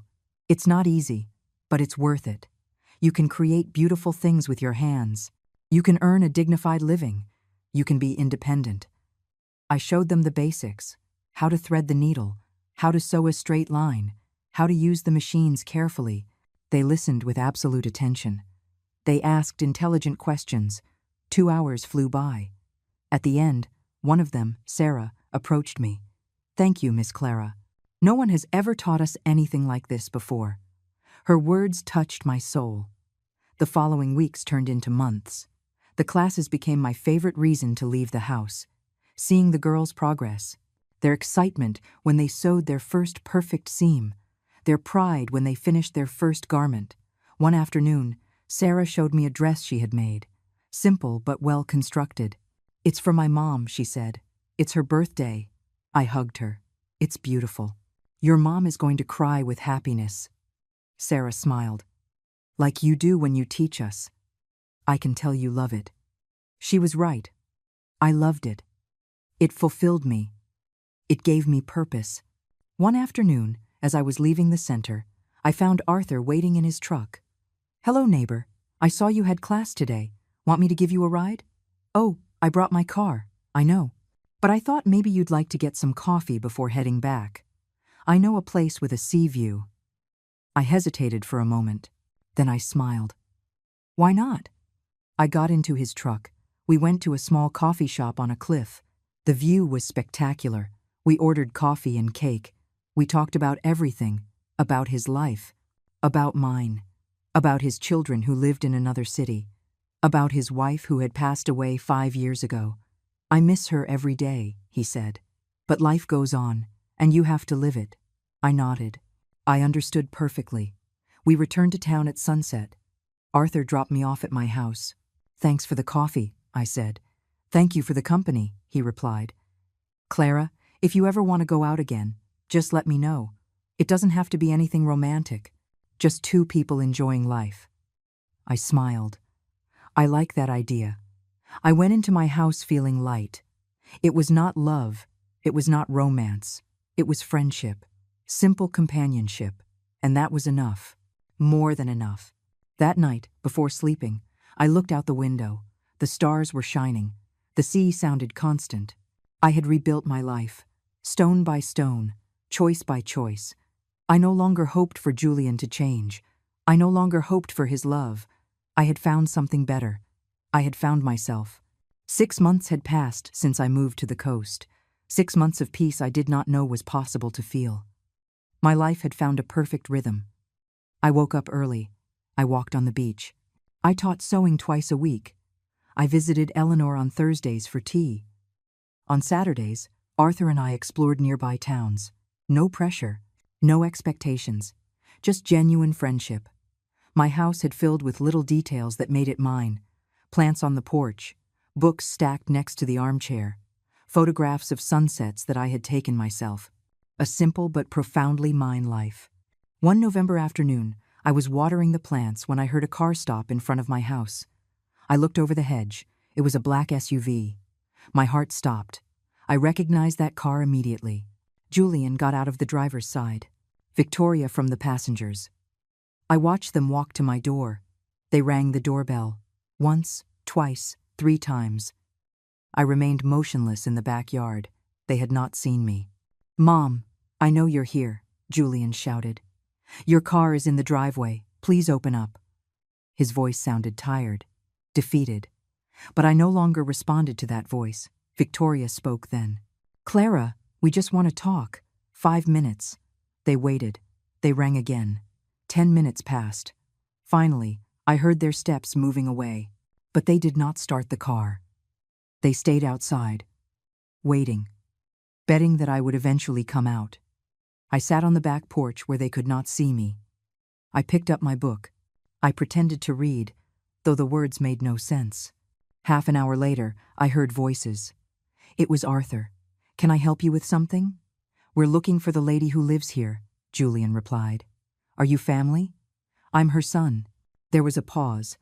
"I understand. But if she doesn't open the door, it's because she doesn't want visitors. This is a quiet town. We respect people's privacy." "She's my mother," Julian insisted arrogantly. "I have a right to see her." "Rights are built with respect, young man," Arthur said in a firm voice. "I suggest you leave. If she wants to contact you, she will when she's ready." I heard protests, arguments, then finally, the engine starting, the car driving away. I took a deep breath. Arthur had been there for me, protecting my peace. 10 minutes later, he knocked gently on my back door. I opened it. "They're gone," he said. "Thank you, Arthur." He looked at me with concern. "Are you okay?" "I'm fine. Better than fine." He nodded. He did not ask any more questions. That is what I appreciated most about him. He respected my silences. That night, I could not sleep. Knowing that Julian had found me was unsettling. It had taken me so much to build this peace. I could not let him destroy it. The next morning, I found an envelope under my door. I recognized it immediately. Julian's handwriting. This time, I opened it. I needed to know what he wanted. The letter was long. It spoke of regret, of mistakes, of how much he needed me. But between the lines, I read the truth. It spoke of financial problems, of debts, of needing a loan. There it was, the real reason for his visit. It was not love, it was money, as always. I read the entire letter. Then I folded it carefully. I went to the kitchen. I turned on one of the stove burners. I held the letter over the flame. I watched as the paper was consumed, as the words disappeared, turned to ash. I did not feel pain. I did not feel guilt. I only felt closure. I threw the ashes in the trash can. I washed my hands. I made coffee. I had a peaceful breakfast watching the sunrise. Julian had come, Julian had gone, and I was still here, standing, at peace. The following days, I returned to my routine. The sewing classes filled me with joy. Sarah and the other girls had progressed so much. They were now sewing complete blouses, skirts. Some were even selling their creations at the local market. It filled me with pride to see them grow. One afternoon, Sarah arrived excited. "Miss Clara, I sold 3 blouses. I earned enough to help my mom with the household expenses." I hugged her tightly. "I'm so proud of you." She hugged me back. "You changed our lives." All of ours. Her words touched me deeply. This was what it meant to be a real mother. Not giving out of obligation, giving out of love, and receiving genuine gratitude. One December evening, Grace came to visit. She spent the weekend at my house. We walked on the beach. We cooked together. We laughed like teenagers. I showed her my classes. She met the girls. "Eleanor, Arthur, you've built a beautiful life here," she said on the last night as we drank wine on the porch. "A life you deserve." We toasted under the stars. "Have you heard anything from Julian?" she asked carefully. "He came a few weeks ago. I didn't see him. He left me a letter asking for money. I burned it." Grace nodded. "And how do you feel about that?" "Free," I answered without hesitation. "Completely free." Christmas arrived. My first Christmas alone in 35 years. But I did not feel alone. Eleanor invited me to have dinner with her family. Arthur did too. I accepted both invitations. Early dinner with Eleanor, dessert with Arthur. Both houses were filled with warmth, with laughter, with genuine love. They treated me like family, not because they had to, because they wanted to. I returned to my house that night with a full heart. I sat on my porch, looking at the dark sea. The lights of the town twinkled in the distance. I thought about Julian. I wondered what he was doing. If he thought of me. Probably not, and that was okay. Because I did not think much about him either. He no longer occupied every thought. He no longer hurt constantly. He was just a distant memory, like an old scar that no longer aches. On New Year's Eve, I walked alone on the beach at midnight. I heard fireworks in the distance. The sea shimmered under the full moon. I took off my sandals. I put my feet in the cold water. I closed my eyes. I made a wish. I did not ask for Julian to change. I did not ask for reconciliation. I asked to continue having the strength to choose myself, to protect my peace, to live this life that had cost me so much to build. I opened my eyes. A large wave soaked my pants. I laughed. I laughed alone on the beach like a happy fool. Because that's what I was. I was happy, genuinely happy. I went back home. I changed my clothes. I made tea. I sat in my armchair with a blanket. I took out my journal. I had started writing a few months ago. Thoughts, reflections, gratitudes. I wrote about this year, about everything I had lost and everything I had gained. I ended with a single sentence. I didn't need him to change. I needed to change, and I did. I closed the journal. I put it in the drawer. I lay down, feeling something I had not felt in decades. I was whole, not because someone completed me, but because I had finally found myself. The next morning, I woke up early. I made coffee. I went out to the porch.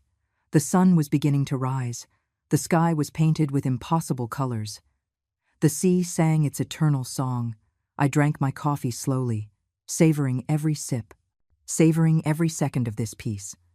Somewhere in the city, Julian was going on with his life, with his problems, with his decisions, and I was here, in my house by the sea, with my plants, my books, my students, my friends, my simple but profoundly mine life. I did not need revenge. I already had something much better. I had peace. I had dignity. I had self-love. And that, no one could ever take from me again. I smiled, looking at the horizon. This was my happy ending, not the one I had imagined, but the one I deserved. And it was perfect. My son gave the house to his wife's family, even though I had been paying their mortgage. For 5 years, my name is Evelyn Carter, 70 years old. 5 years ago, I thought I was doing the right thing, paying off the mortgage on my son's house, hoping it would become a lasting home for the whole family.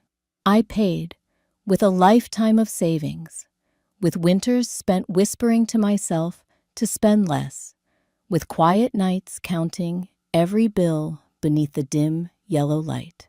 But on the day I thought they'd call my name at the family gathering, I realized that house had been given to someone else. No questions, no glance back. Some things, if you don't hold on to them yourself, no one else will.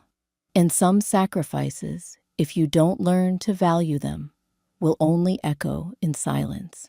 If you've ever loved someone with all your heart, only to stand still in the moment they forgot you, then stay a while. This story is for you. 5 years, 60 months, over 1,800 days. I paid that mortgage without missing a single payment. Outside the diner window, the October wind pushed dry yellow leaves down the main street of Ashford. The old diner with its faded plastic booths and a country song playing low on the radio was still where I came every Tuesday morning. Black coffee, no cream, no sugar, a single slice of buttered toast. Same seat by the window, the one I used to share with him years ago. With every sip of coffee, I'd glance out the glass. In my mind, the old house would appear every brick, every step on the porch. I used to believe it would be my final place of rest. But some things can't be held on to, no matter how hard you try. More coffee. Mrs. Carter Marlene's voice, older waitress, stiff hair, sprayed, firm, soft smile. I nodded, flipped the paper to the back page, where tiny local news stories crowded together in quiet irrelevance. I'll leave the check here for you. Another nod. A few moments later, I reached into my purse, pulled out a few crumpled bills.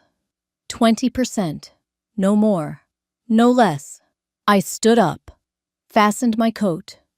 The cold wind caught the collar as I pushed through the door. The smell of baked apple pie from the shop next door drifted into the air, and with it, a memory. The first time Frank and I held hands, walking down this very street on an October morning, just like this. The scent of pie in the air, half a lifetime ago. Frank was gone now, just me, and the house. The house. I went back to it, settled into the old porch swing that creaked beneath me, watched as the rose vines clung to the faded wooden walls. The flowers had long since died. Only dry, tangled stems remained, woven together like strands of time that refused to let go. I used to think that house would be the gift I'd leave for Mark, my only son. I thought a home, a patient heart, and silent sacrifice would be enough. Frank died just as Mark was starting college. Those first years were hard. I worked and paid off hospital bills as best I could. When Mark married Chloe, I sold part of the land behind the house to help them with the down payment. When they struggled, I said yes. When they worried about affording their first child, I said yes. When Mark said they'd lose the house without help, I said yes. 5 years ago, I began sending money every month, quietly, like brewing my morning coffee. No one asked. I never demanded. I just thought, when I'm old, at least I'll have somewhere to rest, somewhere peaceful. A familiar car pulled up in front. Mark stepped out. White shirt, worn jeans, that same hurried look he always wore. I stood, straightened. My coat waited. Mom, he smiled gently. Chloe asked me to come talk to you. I nodded. I didn't ask, just waited. We're thinking of making this year's Thanksgiving a bit bigger. Chloe's family's coming and, well, you know how it is. I nodded again. Mark looked down, avoiding my eyes. She was wondering if maybe you could chip in a little to help make it nice. He hesitated, as if expecting me to say no, but I didn't. I never had. I looked at the rose vines, dry stems, twisted, and nodded, no sign of green. Of course, I said. My voice was so soft, I barely recognized it. Mark smiled faintly, the kind of smile people wear when they know the answer before they ask. I knew you'd say yes. Thank you, Mom. Really. He leaned in, kissed my cheek, quick and automatic. When his car pulled away, the dust lifted gently behind it, mixing with the fallen leaves. I stepped back inside. The old savings ledger still sat on the table. I opened it. The numbers were thinning, sparse. I flipped to the last page. My frail finger traced the balance. Lower than I remembered. So low. For the first time, I felt uneasy about everything I'd given. It was a strange feeling, like someone had yanked the rug out from under me, and all that was left was cold, bare floor. I closed the book and laid my hand across the worn leather cover. At this age, you start learning truths no one warned you about, that no one owes you anything. And sometimes, what you thought was solid ground was just an illusion. I told myself, just get through Thanksgiving. Maybe things will feel different. But sometimes, hope is just the excuse we use to hold on a little longer. That Thanksgiving, I finally understood some changes. Never walk backward. When I met Mark's in-laws, they smiled, a polite smile, then looked straight through me as if I'd never existed.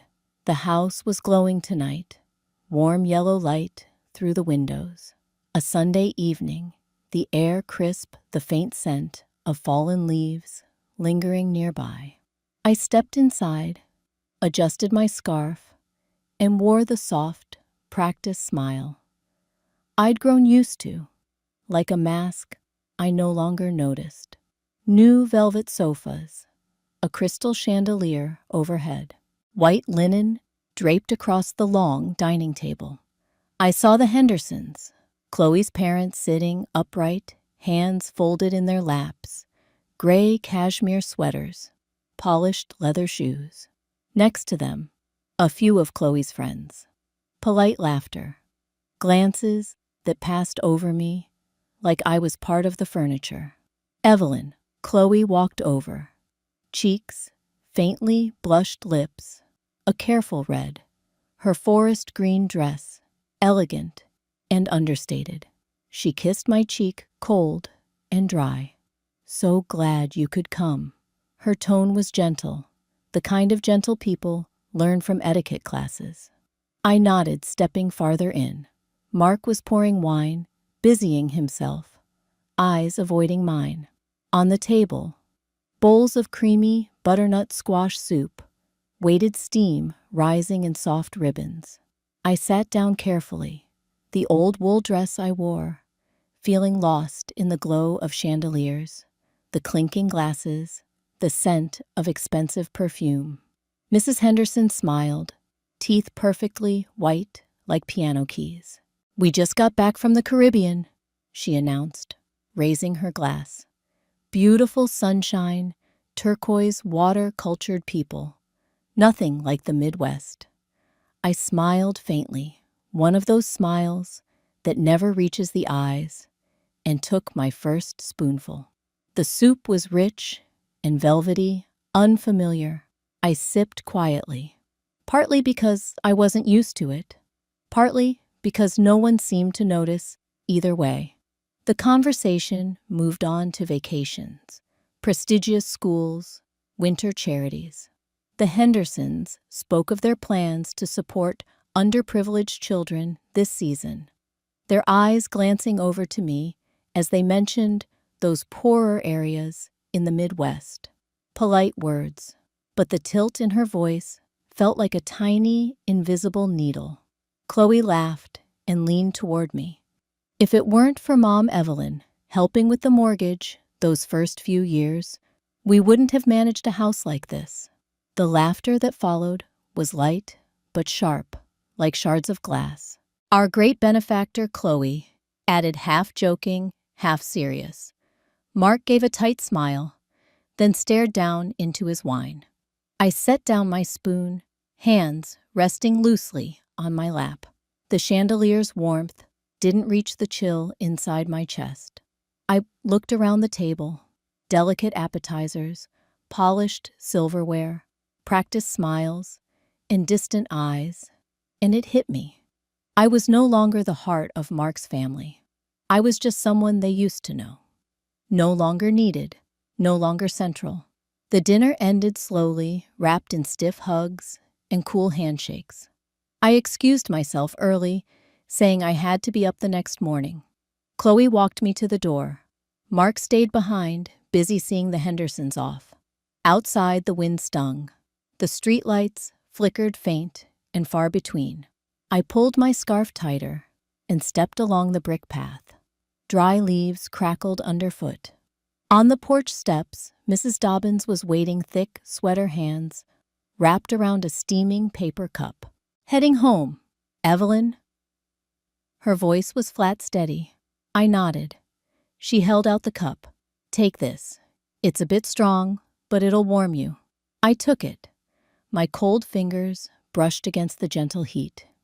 We sat together on the bench by the porch, saying nothing, just watching the streetlights stretch into the distance. Neither of us rushed to fill the silence. "I used to think," she said, "after a while, that if I gave enough people would understand. She paused. Turns out, that's not how it works. I looked at her. The porch light from inside cast a warm glow across our shoulders. Mrs. Dobbins stared straight ahead, her eyes cloudy but strangely bright. Kids have their own ways, she said. It's not their fault. Not ours either. It's just, we've got to learn when to hold on and when to let go. I gripped the cup tighter. The warmth seeped through my paper-thin skin, like something I couldn't quite name. For a moment, I remembered my mother and her old saying, when no one remembers to cherish you, cherish yourself. They asked me to come early to help in the kitchen. But when I arrived, there was no place left for me. Thanksgiving morning. Ashford lay under a soft veil of fog. Along the streets, homes hung pale, golden lights on their porches. At the post office, the flag drifted slowly down the pole, tugged gently by the wind. I drove past it all, wheels pressing into damp layers of fallen leaves, the radio playing old ballads I didn't bother to turn off. Memories stirred those old Thanksgivings. The little house back when Frank was still alive. A kitchen warm with the scent of roast turkey and pumpkin pie. Children's laughter echoing through the rooms. Plates full, chairs squeezed around a wooden table with an extra plank added just to fit us all in. And now, all of it lived only in memory, faint like the breath that fogged the window glass in the early morning chill. Mark's house glowed bright from the driveway. I stepped up to the porch, tugged my scarf close, my arm trembling slightly beneath the thick coat. Chloe opened the door, hair curled neatly, a crisp, white lace apron over a deep red velvet dress. "Oh, you're here. Come in quick. We're all busy getting things ready." Her voice was gentle, as always, but her eyes flicked briefly over my worn wool dress, a flicker of unease she didn't say out loud. Inside the kitchen was already full, the Hendersons, a few of Chloe's friends, even Mark, all bustling about at the sink and counters. I reached for the back of a chair, searching for a way to step in, to belong. But there was no room. The counters were covered in trays and dishes. Cinnamon-scented candles mingled with the rich aroma of the roasting turkey. Chloe handed me a bag of chestnuts. "Could you shell these for me?" She smiled, but her eyes didn't meet mine. I nodded and sat down on a low stool near the kitchen door. The kind of seat no one wanted, the kind no one noticed. My fingers trembled as they cracked open dry shells. Around me, laughter rose and glasses clinked. Talk of vacations, Caribbean cruises, none of it settled near me. It all floated past. The turkey was placed in the center of the long table, white lace cloth dotted with pale yellow chrysanthemums. Candlelight flickering inside delicate glasses. I washed my hands, took a plate, and slipped quietly into a seat at the far end. Mark stood, tapped his glass gently, and smiled. The light caught his face. There were fine lines now around his eyes. But in his gaze, I still saw the boy I once held in my arms. "I just want to thank everyone for coming today," he began. "And, while we're all together," he paused, looked over at Chloe. She nodded her smile, holding something I couldn't quite read. "We wanted to share some good news. As we begin a new chapter in our little family, we've transferred the ownership of this home to Chloe and her parents." A quiet moment followed. Then applause broke the silence. Scattered, cheerful, congratulatory. I sat there, wine glass in hand, my lips pulled into a smile, strained uneven. The turkey still smelled delicious. The candles still flickered. The glasses clinked in celebration. But I heard none of it. Just a cold, hollow silence, wrapping around me, like the morning fog outside. This house, the house I thought would be Mark's, the house I'd quietly paid for month after month, every brick, every inch of that garden tied to memories I'd watered with sacrifice. All of it given away. No conversation, no warning. Chloe laughed lightly, pouring more wine into my glass. Now, you can finally rest, Mom Evelyn. Laughter again. I laughed too, but as I lifted the glass, my hand trembled. The wine shimmered gold beneath the candlelight. I drank it down. The burn hit the back of my throat, sharp and warm, but it couldn't thaw the cold in my chest. In the corner of the room, the light angled just so, catching my sunken cheek, my thin, brittle fingers curled around the empty glass. I set it down, gently, decisively, my last glass of wine in this house, and with it, I set down everything else I had left. They say the first one to walk away from the familiar is the one who lost. I don't believe that. It was the first morning of December, cold enough to numb the skin. The house was silent, except for the wheezing hum of the old heater. I woke earlier than usual, brewed a strong pot of coffee, and stood by the kitchen window, staring out at a sky pressed low with heavy gray clouds. On the porch, the season's first snowflakes drifted slowly past the glass, small and weightless. I wondered how many winters I'd stood here, waiting for something that was never going to come. Pulling my sweater tighter, I picked up the empty cardboard box and began to pack. Not much. A few faded photographs, some old books, the blue and white porcelain tea set Frank gave me for our anniversary. I wrapped everything carefully in soft towels and placed them inside. The wedding photo on the mantel, I removed it from its frame, folded it gently, and tucked it into my coat pocket.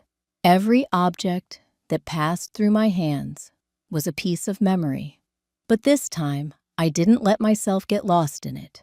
My mother used to say, "No one's coming to save you but yourself." When I closed the last box, I exhaled long and quiet. The sound stretched out in the empty kitchen, echoing like a spoon dropped in the dark. That's when I heard the car pull up outside.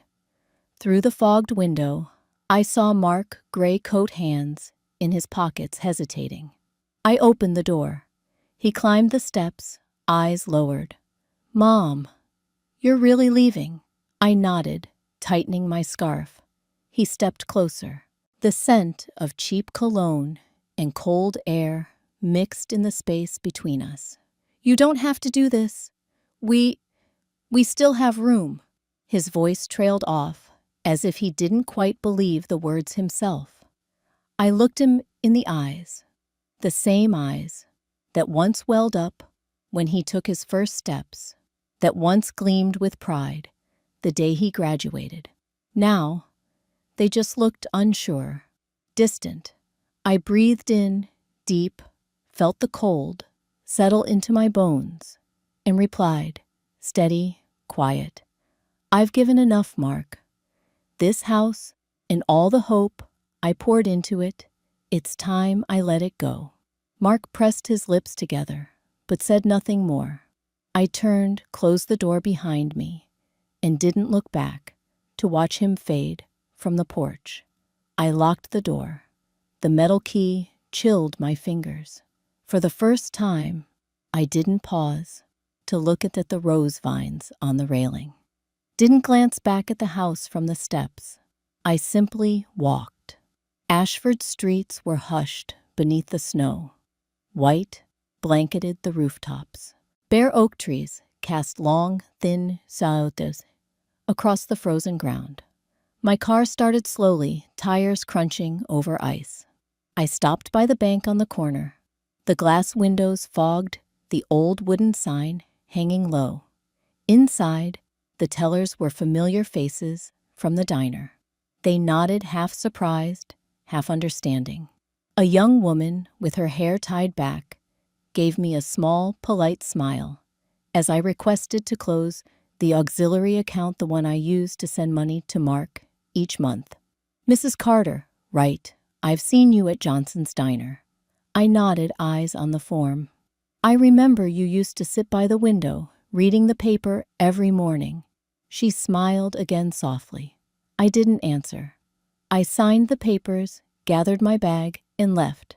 Outside, I ran into Mrs. Dobbins, standing by the fence, holding a warm apple pie, wrapped clumsily in a checkered cloth. "Baked this morning," she said, extending it toward me. I took it. The warmth seeped through the cloth into my cold hands. "Good luck, Evelyn." She didn't say anything else. She didn't need to. Those who've weathered enough storms know the kindest wishes are often the ones left unsaid. I nodded in thanks and moved on. When I returned to the house, I paused, not to look. Not out of regret, but to confirm something to myself. I had done enough. I had loved. I had sacrificed. I had waited. And now I chose to end it. I opened the trunk, placed the box inside. One hand held the pie. The other slid the key into the ignition. The door closed, sealing me off from the cold. I didn't call Mark, didn't message Chloe, didn't tell anyone I was leaving. This quiet departure was the last thing I still owned, the one thing that was mine. I started the engine. The car rolled forward. White snow faded in the rearview mirror. No one stood at the door to wave me off. No lights turned on. No hands reached out. I drove on, didn't look back. The house was no longer home. I wasn't leaving. I was choosing myself. I used to think my life was down to just waiting. Turns out, I still had the right to begin again. The little house sat tucked away at the end of a dirt road on the edge of Ashford. A weathered wooden cottage with a dull gray roof, its front yard bare and blanketed in snow. The windows were tiny, the curtains faded, but the winter sunlight still slipped through, casting faint streaks of light across the patchy wooden floor.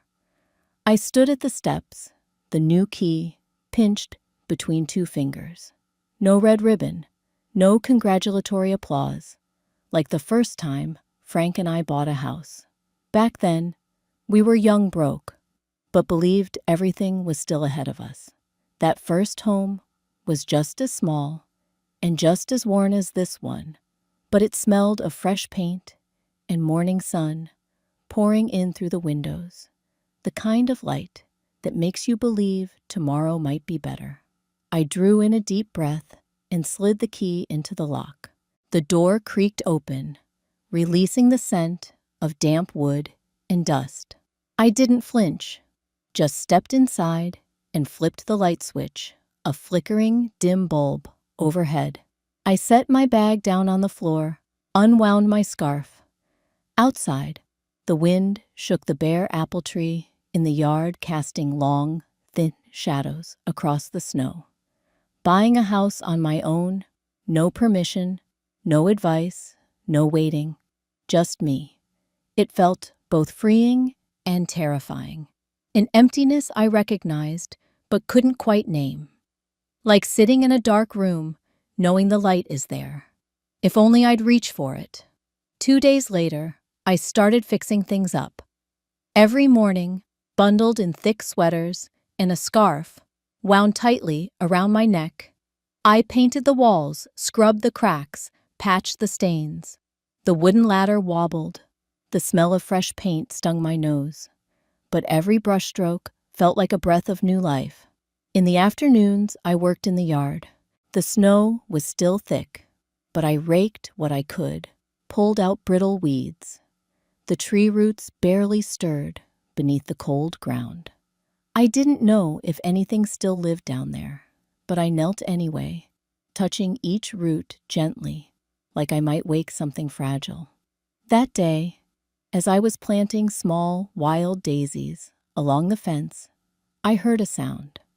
I turned to see an old man in a worn baseball cap, leaning on a cane, watching me from across the fence.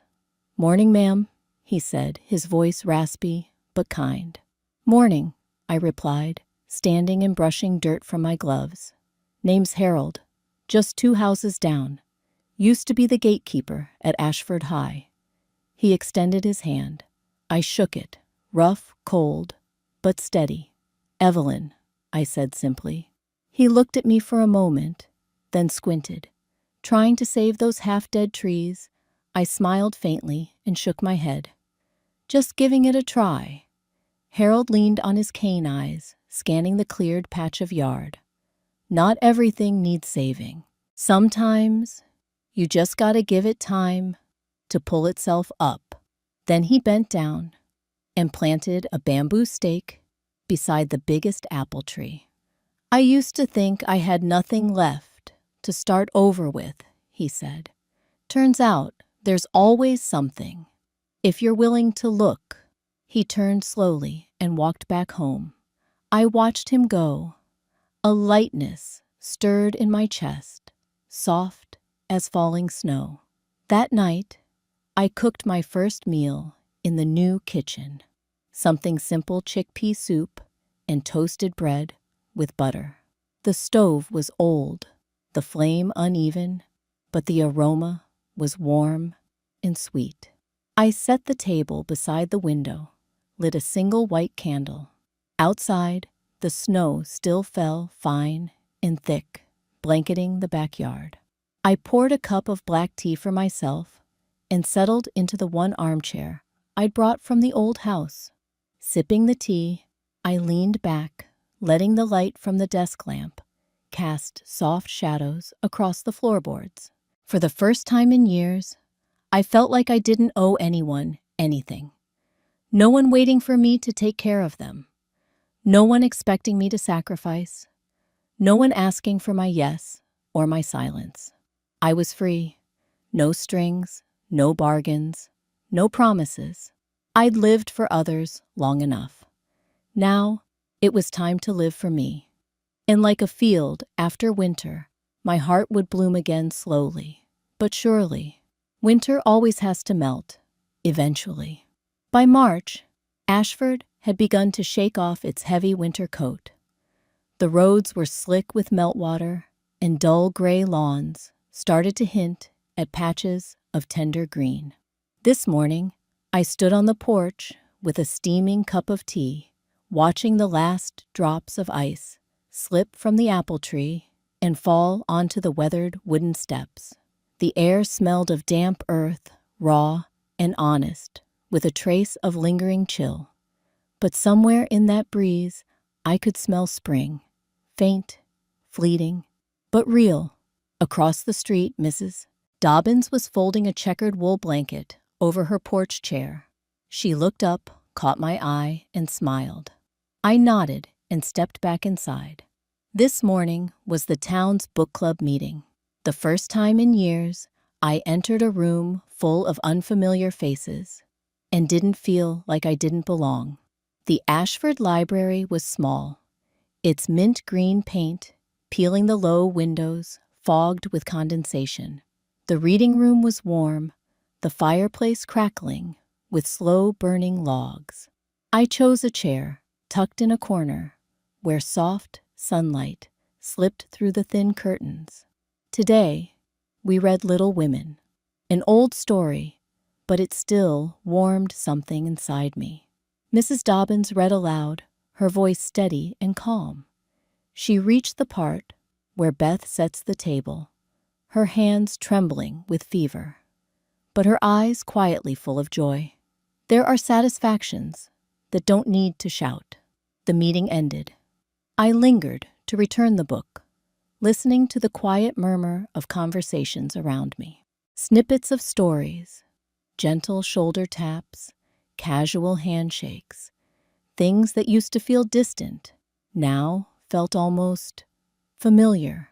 On the steps outside the library, I heard a whisper behind me. They say the Carter house is about to be foreclosed. Mark and Chloe both lost their jobs, took out loans for cars and investments. Not much of a house left. I didn't turn around, just pulled my scarf tighter and kept walking. Ashford held its annual Spring Flower Festival. As always, stalls lined the town square, daffodils, tulips, and wild daisies, blooming in chaotic harmony. I received an invitation from Mark. A thin card.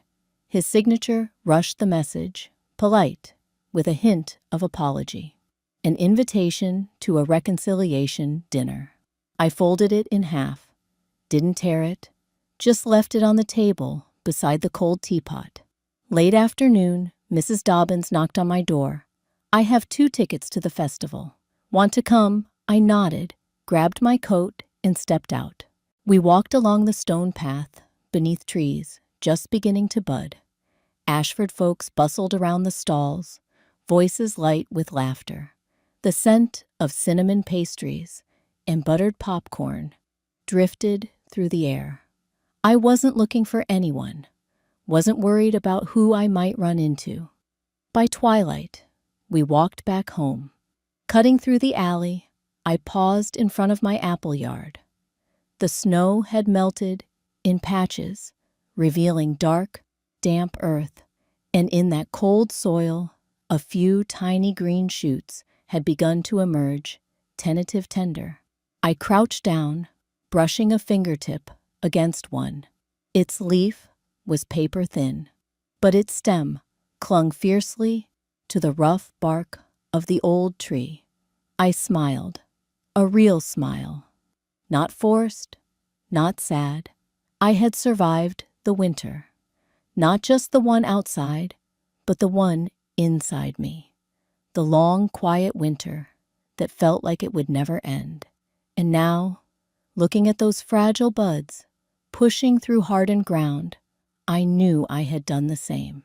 I didn't need anyone to give me spring. I had planted it myself. Beneath the March sky, where tiny blossoms pushed through the cold ground, I realized something. You don't need anyone to grant you spring. You can sow it yourself.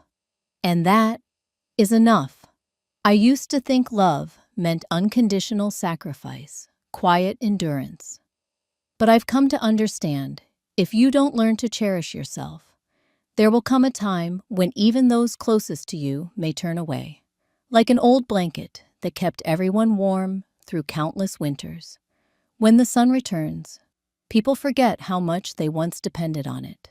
I place a hand over my chest, where the steady rhythm still beats slow but strong, like the old apple tree that somehow made it through the harshest winter of its life. No one needs to give me anything. No one needs to remember. It's enough that I'm still here, steady, quiet, resilient. So if this story reaches you, take a moment, pause, and ask yourself, have you cared for your own heart enough before trying to warm the whole world?